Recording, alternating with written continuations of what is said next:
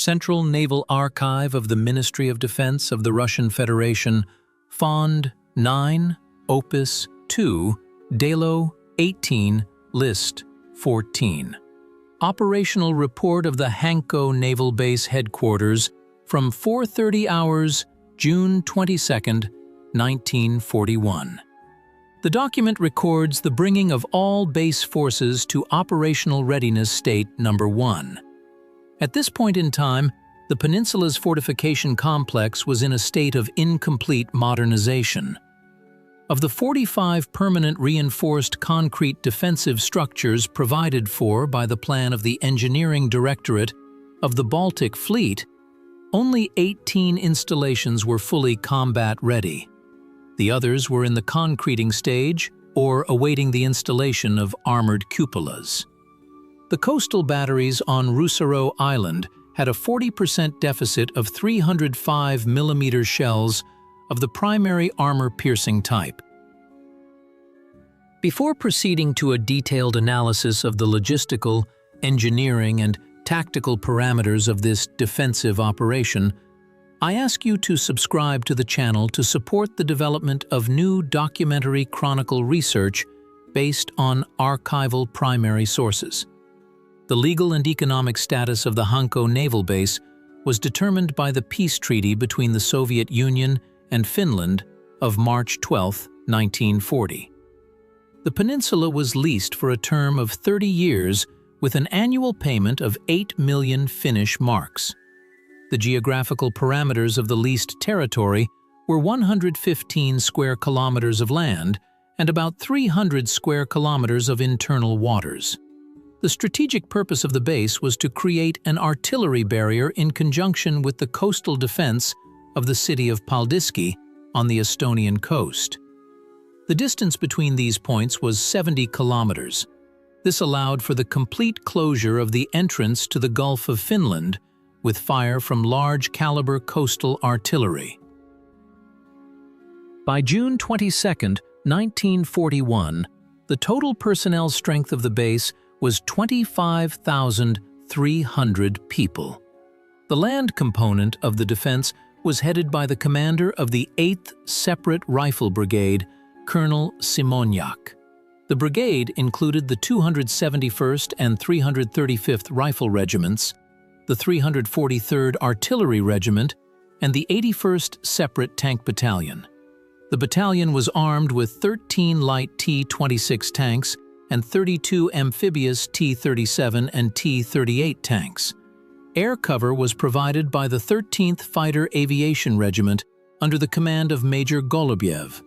The regiment had 60 aircraft, of which 36 units were I-16 fighters, 11 units were I-153, and 13 units were MiG-3 modifications. The coastal defense sector under the command of Major General Dmitriev combined 95 guns. The main firepower was the 90th Separate Artillery Division on Rusaro Island. 4 open stationary 305 mm gun mounts were deployed there. The barrel length of these guns was 52 calibers. The maximum firing range of a 471 kilogram high-explosive fragmentation shell reached 42 kilometers. An analysis of quartermaster documentation reveals the first major discrepancy between the planning of defensive supplies and the actual state of the garrison.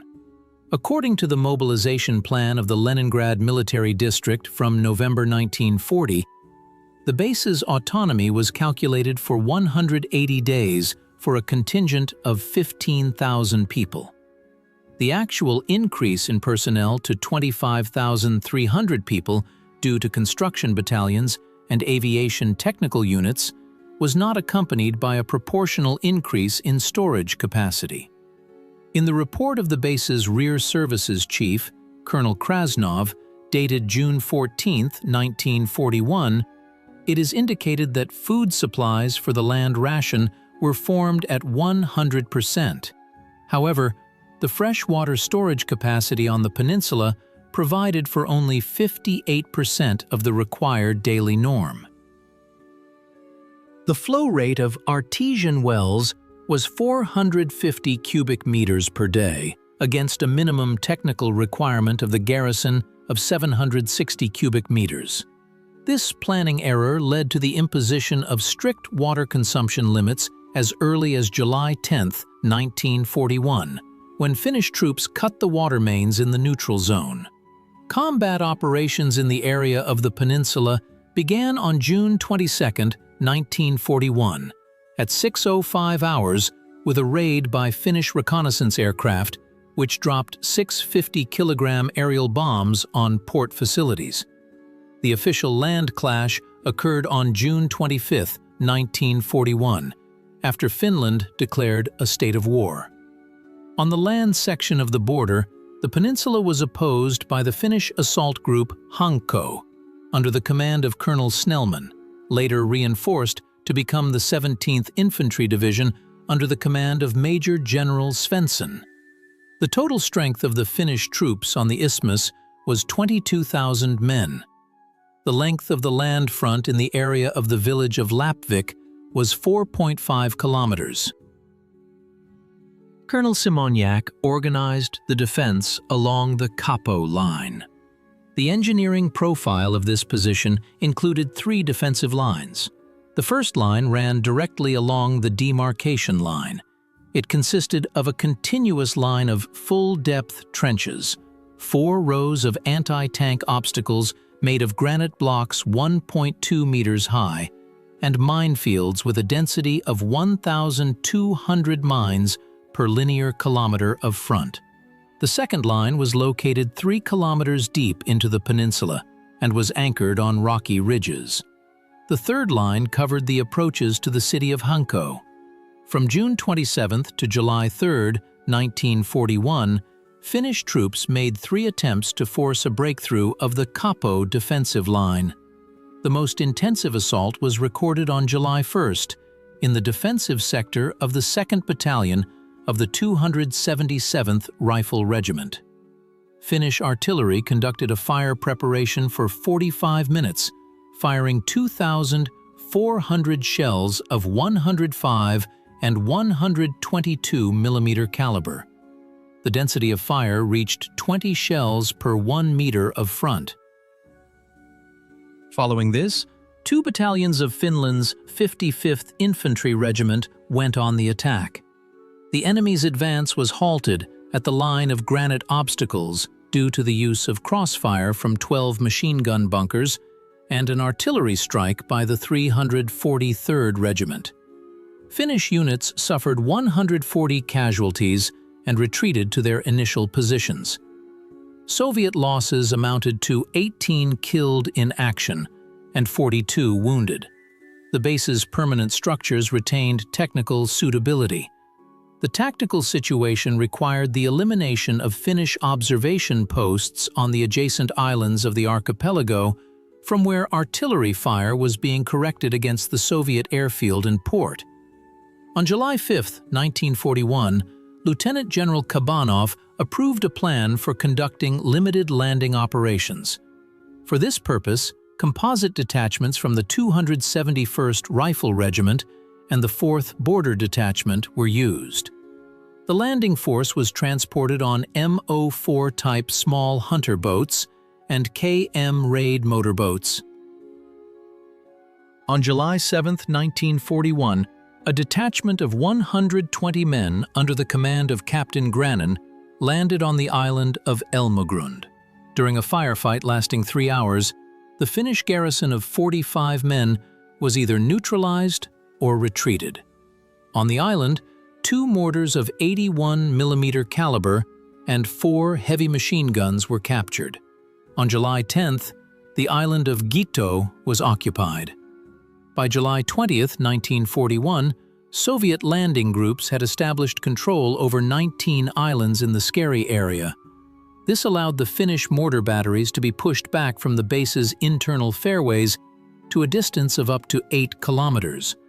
The landing operation to capture the island of Bengtskär, undertaken on July 26, 1941, demonstrates the second serious discrepancy in the archival sources of the parties. The island of Bengtskär had strategic importance due to the presence of a 52-meter-high, reinforced concrete lighthouse, providing visual control over sea communications within a radius of 30 kilometers. According to Soviet report number 042 from the base headquarters, the landing detachment of Senior Lieutenant Kurochkin, numbering 62 men, successfully landed on the island, blockaded the Finnish garrison in the lighthouse building, destroyed an artillery observation post, and incapacitated up to 100 enemy soldiers. However, a Finnish archival document, the Combat Journal of the Hanko Group for July 1941, points to the opposite outcome of the battle. According to Finnish data, the lighthouse garrison of 32 men under the command of Lieutenant Fredlund held the defense on the upper floors until reinforcements arrived on the gunboats Uusimaa and Hämeenmaa. As a result of the counter-landing by Finnish reserves, the Soviet landing force lost 41 men killed in action and 21 were taken prisoner. Finnish irrecoverable losses amounted to 31 men. The discrepancy in numbers and interpretation of the operation's outcome indicates a lack of stable radio communication between the landing detachment and the Hanko base headquarters, which relied on visual reports from observation posts on Rusaro Island and overestimated the results of the gunboat's artillery strike. The period from August 1st to September 30th, 1941, was characterized by the transition of combat on the land front to a phase of positional artillery dueling. The Finnish command concentrated 120 field artillery pieces of calibers from 75 to 155 millimeters and 60 mortars of 81 and 120 millimeter caliber on the isthmus. The average daily ammunition expenditure of Finnish artillery was 1,500 rounds. The Soviet defense countered this with the superiority in caliber of coastal and railway artillery. From 130 mm and 180 mm guns, 3 mobile railway batteries were formed under the overall command of Captain Barkanov. The batteries used TM-1180 artillery transporters weighing 160 tons. The guns had a firing range of up to 37 kilometers with a high-explosive shell weighing 97.5 kilograms. An internal narrow-gauge railway network on the peninsula, 24 kilometers long, was used to maneuver these batteries. Construction battalions equipped 12 camouflaged concrete positions, allowing the artillery trains to change firing points after every 6 shots. In September 1941, the base's railway artillery conducted 42 fire raids, during which 14 Finnish field batteries were suppressed and 22 fortified machine gun points were destroyed.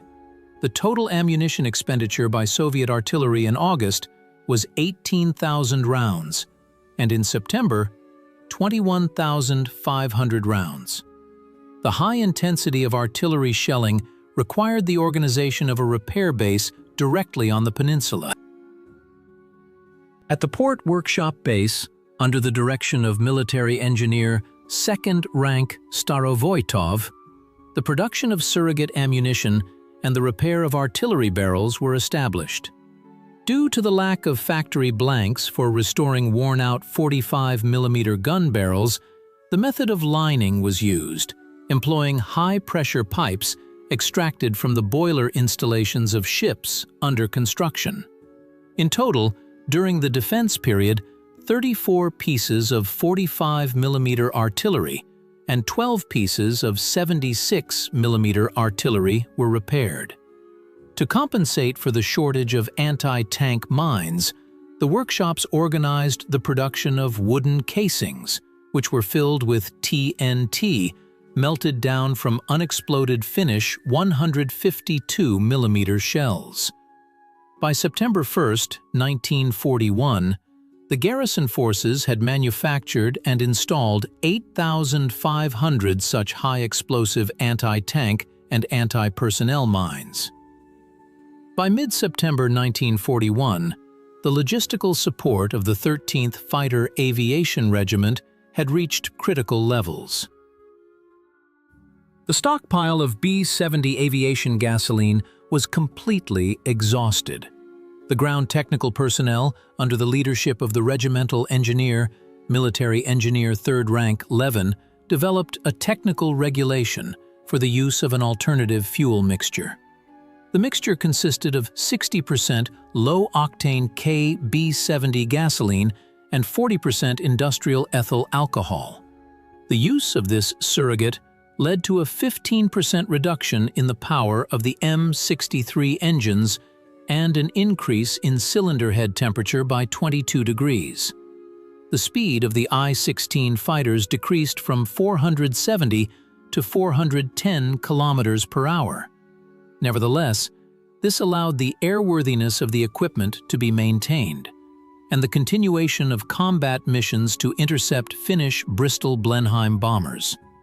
During the period from September 15 to October 15, 1941, the regiment's pilots made 240 combat sorties, disabling 8 enemy aircraft in air battles while losing 3 of their own machines.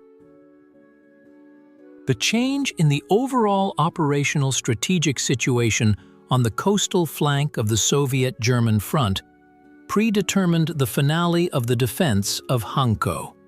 On August 28, 1941, the forces of the Baltic Fleet abandoned Tallinn. On September 8, German troops closed the blockade ring around Leningrad. The Hanko naval base found itself deep in the enemy rear, 300 kilometers from the nearest fleet bases in Kronstadt. The operational expediency of holding the peninsula completely disappeared. The base could no longer perform the function of blocking the entrance to the Gulf of Finland, as German troops had established control over the southern coast of the Gulf. Supplying the garrison by sea, amid autumn storms and dense minefields, became impossible. On October 25, 1941, the Stavka of the Supreme High Command issued Directive Number 004126 on the evacuation of the Hanko garrison. Command of the operation was entrusted to Vice Admiral Drozd. It was planned to employ all available transports and warships of the Baltic Fleet, divided into 5 evacuation detachments. The main difficulty lay in the necessity of overcoming the central minefield laid by German and Finnish ships. It contained over 5,000 mines of various types.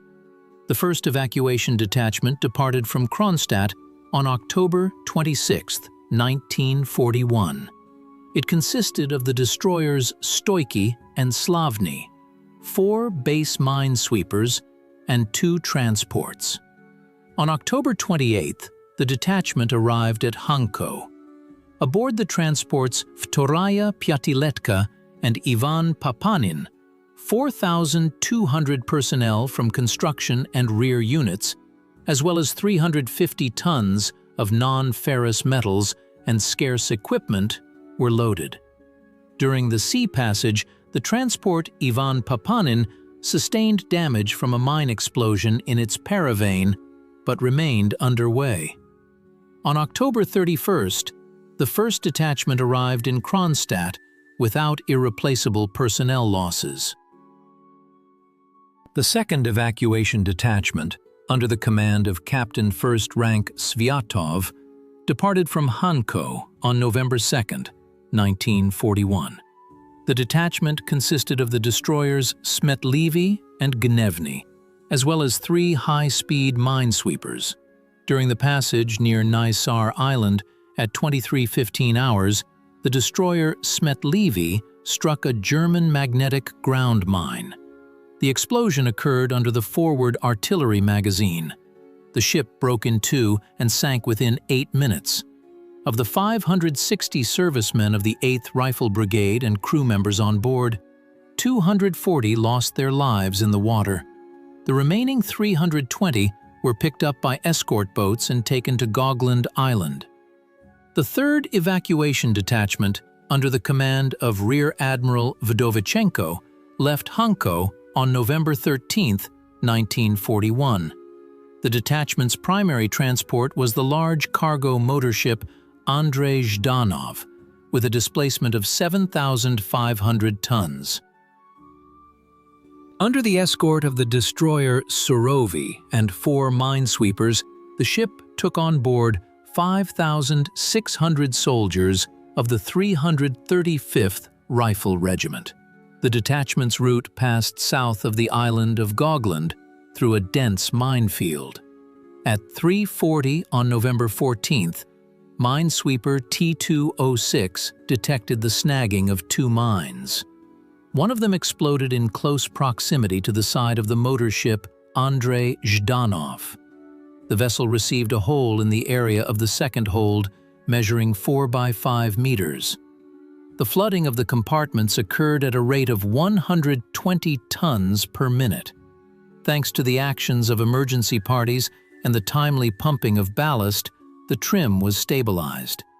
The motor ship maintained a speed of 6 knots and moored in Kronstadt on November 15th. The 4th Detachment, under the command of Captain 2nd Rank Nazarov, left the base on November 24, 1941. It consisted of 3 destroyers and 4 patrol boats. They successfully evacuated 6,100 personnel, including the base command headed by Lieutenant General Kabanov, as well as light field weapons and headquarters archives. The 5th, final evacuation detachment, which began its movement on December 2, 1941, encountered the 3rd major miscalculation by the command, recorded in the investigative files of the Baltic Fleet Tribunal. The central element of this detachment was the turbo-electric ship Iosif Stalin, with a displacement of 7,500 tons. The ship was loaded with 5,589 people. These were the last combat units of the 8th Rifle Brigade, including personnel of the 343rd Artillery Regiment, as well as 1,200 tons of ammunition. According to Fleet Headquarters Directive No. 085, the passage of the turbo-electric ship was to be conducted along the pre-swept fairway No. 3. However, documents from the Hydrographic Department of the Baltic Fleet, specifically the report of Captain 2nd Rank Popov, dated December 10, 1941, indicate a gross navigational error. The commander of the leading base minesweeper T-211, Captain Lieutenant Tomsky, due to strong drift from the current and the absence of visible lighthouse lights, deviated from the axis of the swept lane by 800 meters to the north, leading the convoy directly onto the Corbetta minefield. At 1:14 on December 3, 1941, the turbo-electric ship Iosif Stalin struck a mine with its stern section. The explosion destroyed the steering gear compartment, and the ship lost control. At 1:22, a second mine exploded under the boiler room. The ship completely lost electrical power and propulsion. At 1:30, a third mine exploded under the forward hold. The ship began to sink with a bow-down trim. Taking advantage of the vessel's immobility, a Finnish coastal battery on the island of Makiluoto opened fire with 300 5mm guns from a distance of 24 kilometers. One of the heavy shells hit hold No. 3, which contained crates of shells for divisional artillery. The explosion completely destroyed the midsection of the hull. Of the 5,589 people on board, irrecoverable losses amounted to 3,849 people. The escort boats MO4, under enemy fire, managed to remove only 1,740 people from the sinking vessel. The remaining afloat fragments of the hull, along with the servicemen who had survived on the upper decks, were blown by the wind onto a shoal near the Finnish shore, where they were captured by Finnish patrol forces. This disaster was a direct consequence of unsatisfactory control over the navigational situation by the detachment's flag navigator and the absence of redundant orientation means under conditions of radio silence. The remaining part of the 5th Detachment, consisting of the destroyers Minsk and Stoichi, as well as 7 patrol boats, left the Hanko roadstead on December 3, 1941, at 17:30 hours. Prior to departure, Special Engineer Sapper Groups, under the command of Major Volodin, carried out the total destruction of the base's materiel that could not be evacuated due to tonnage constraints. On the island of Rusaro, the barrels of 4 stationary 305mm guns were blown up with 250-kilogram TNT charges. The aiming mechanisms were melted with a thermite composition. 110 field and anti-tank guns were disabled by exploding their breech blocks or scuttled in the port waters at a depth of 12 meters. All 25 remaining light and amphibious T-26 and T-37 tanks were driven at full speed off Pier Number 2 into the water. Urban infrastructure facilities, including a 3,000-kilowatt power station, port refrigerators, an elevator, and 4 port cranes with a 15-ton lifting capacity each, were completely destroyed by explosions. All runways at the airfield were rendered unusable by laying and detonating explosive charges every 50 meters. The defense of the Hanko Peninsula lasted exactly 164 days, from June 22 to December 3, 1941. During this period, the garrison prevented a breakthrough of the land defense line at the Lappvik Isthmus and carried out 14 tactical amphibious operations that secured control over the skerry area. The total number of personnel successfully delivered to Leningrad and Kronstadt by all evacuation convoys was 22,822 people. The total irrecoverable losses of the garrison for the entire period of combat operations and evacuation amounted to 4,950 people. Furthermore, 81% of this number lost their lives during maritime transit as a result of ships detonating on minefields. The Finnish task force Hanko recorded in its combat logs the loss of 1,200 men killed in action and 2,500 wounded. From a military technical analysis perspective, holding the Hanko base for 164 days tied down the operations of the Finnish 17th Infantry Division, depriving the Finnish command of the ability to use this unit on the Karelian or Svir directions during the critical period of the summer-autumn offensive of 1941. This significantly reduced the offensive potential of the Finnish troops on the northern approaches to Leningrad. For a detailed understanding of the scale of the engineering support for the defense, it is necessary to refer to the structure of the fortification works carried out by the base's construction battalions from July to October 1941. The main volume of earthworks and concrete works was performed by the forces of the 34th and 38th Separate Engineer Battalions. The total length of excavated full-profile trenches and communication passages on the land sector was 42 kilometers.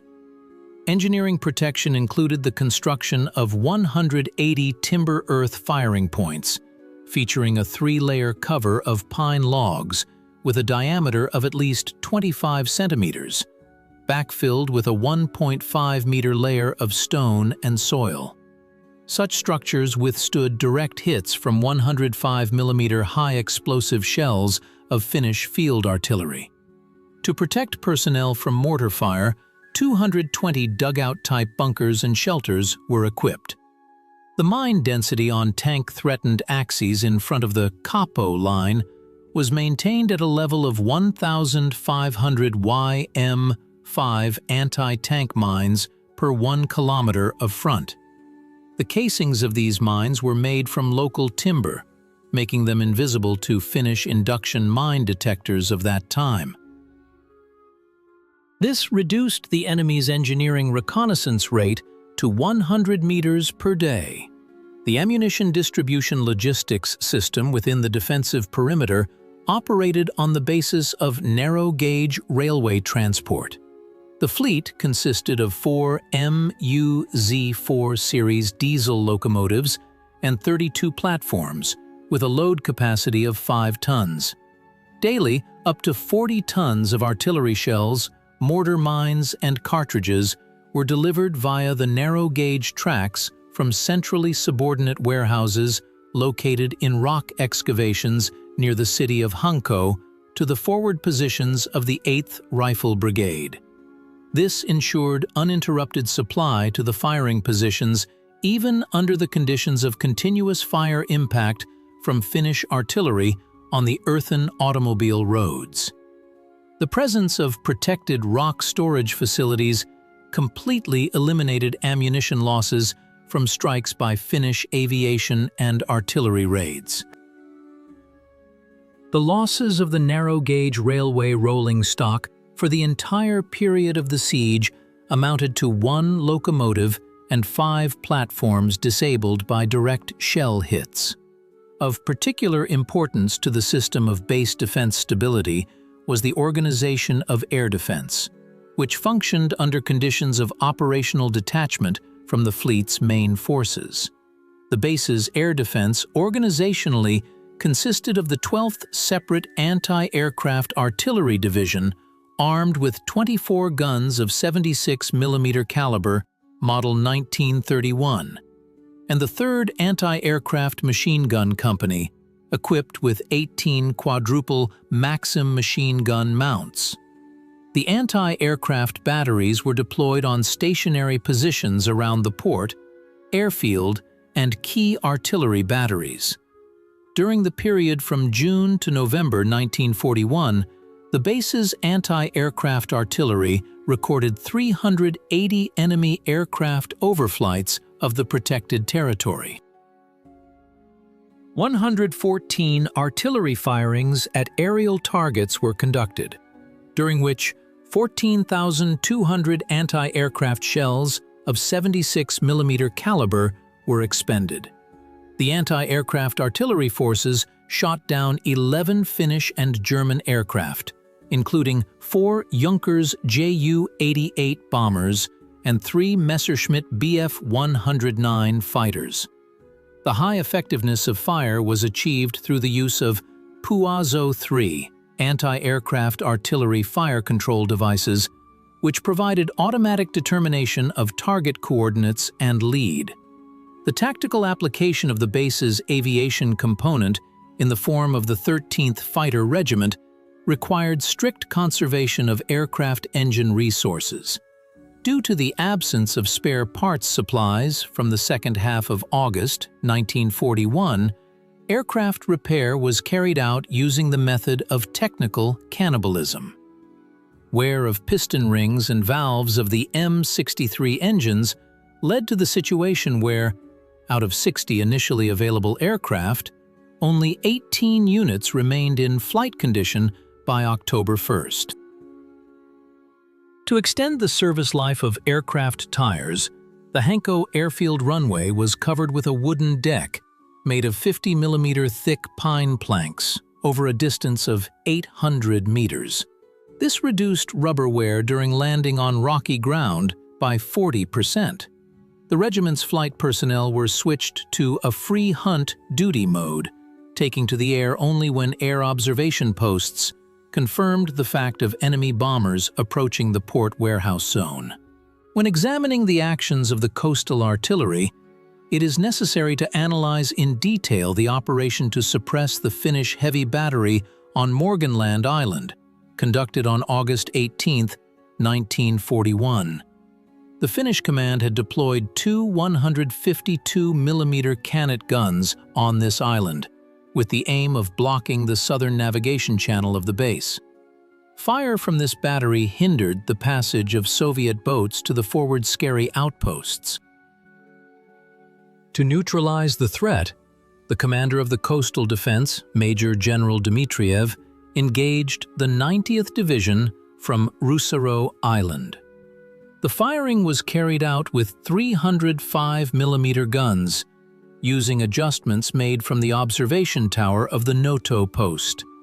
A total of 32 high-explosive shells weighing 471 kilograms were fired at Morganland Island. Direct hits destroyed both Finnish gun emplacements, annihilated an ammunition depot containing 400 charges, and incapacitated the battery personnel, totaling 28 men.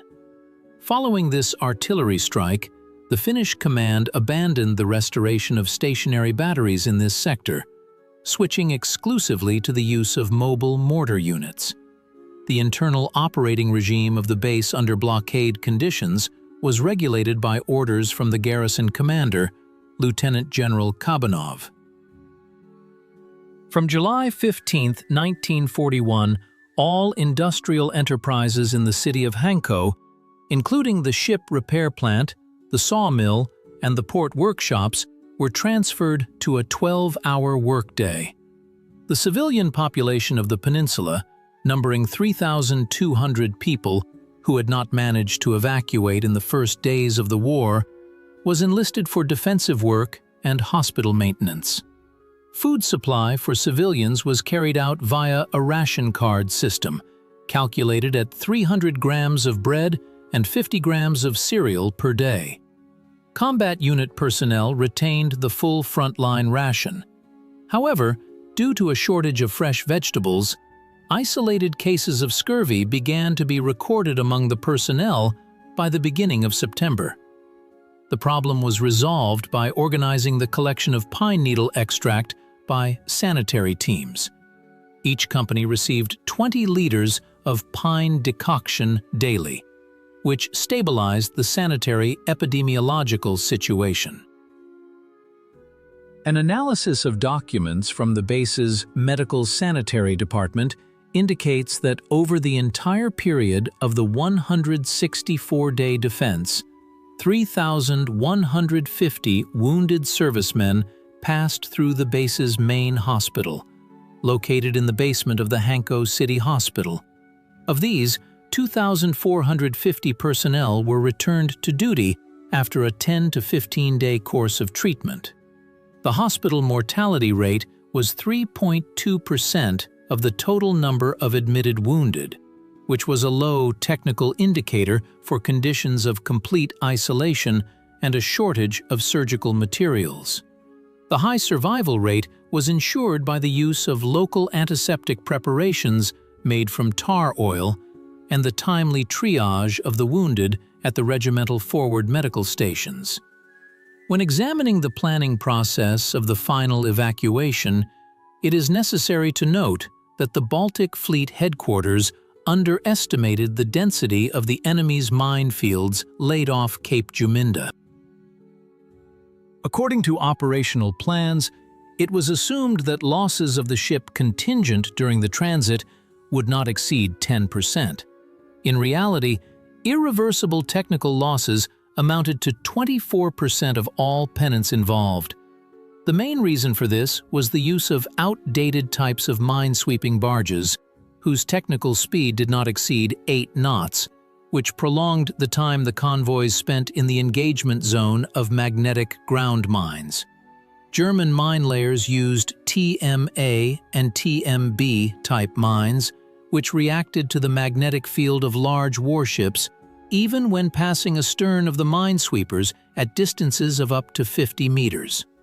Of particular interest for military historical analysis is the technical state of the materiel of the 81st Independent Tank Battalion by the end of the operation. Of the 13 T-26 light tanks available on June 22nd, only 9 remained in serviceable condition by December 1st. The other 4 tanks had been disassembled for spare parts to repair engines and running gear. The Gaz T-26 engines had exceeded their service life by 120% due to the use of substitute oils. The T-37 and T-38 amphibious tanks, due to worn-out sealing rings and damaged propellers, could not be used for amphibious operations in the skerries from the second half of August. They were dug into the ground on the second defensive line of the Capo line as stationary firing points, armed with 7.62 mm DT machine guns. During the evacuation, the tanks were rendered completely unusable by filling the engine cylinders with hydrochloric acid and subsequently blowing up the hulls. The total volume of material damage inflicted on the infrastructure of the Hanko Peninsula during the fighting and the subsequent forced destruction of facilities was estimated by a special commission of the People's Commissariat of the Navy at 140 million Soviet rubles in 1941 prices. 85% of the housing stock in the city of Hanko was completely destroyed. All 3 berths of the commercial port were destroyed, and an oil storage tank with a capacity of 10,000 tons of liquid fuel was blown up. The restoration of the port infrastructure by the Finnish side began only in March 1942 and was completed by June 1943, which precluded the use of the port of Hanko as a forward operational base for the Finnish fleet during the 1942 campaign. A comparative analysis of the mortar tactics used by both sides shows the high effectiveness of the Soviet 120 mm regimental mortars, model 1938. The 343rd Artillery Regiment included a battalion of these mortars, numbering 12 units. The weight of the projectile was 16 kilograms, with a firing range of up to 5,700 meters. Due to the rocky nature of the ground on the Lappvik Isthmus, Finnish units were unable to dig full-depth trenches, limiting themselves to breastworks made of stones and sandbags. The explosions of Soviet 120 mm shells produced a large number of secondary fragments from granite debris, which increased the lethal radius against enemy personnel by 2.5 times compared to operations on soft ground. From July to October, Soviet mortar crews expended 34,000 shells, becoming the primary means of containing Finnish infantry attacks on the land front. The Hanko naval base fulfilled the operational tactical tasks assigned to it in the first period of the war. Despite the incompleteness of construction work and errors in planning rear area supplies, the garrison held the bridgehead for 5 months, tying down significant forces of the Finnish army. The evacuation, despite tragic losses on minefields, allowed for the preservation of the core of the 8th Rifle Brigade. 22,822 trained soldiers and commanders arrived in Leningrad, where they were immediately incorporated into the forces holding the internal front of the blockade, forming the basis for the subsequent formation of the 30th Guards Rifle Division. The historical experience of the defense of Hanko confirmed the technical feasibility of holding isolated coastal fortified areas for extended periods, provided there is an effective artillery fist of large calibers and flexible maneuvering of firepower via an internal railway network.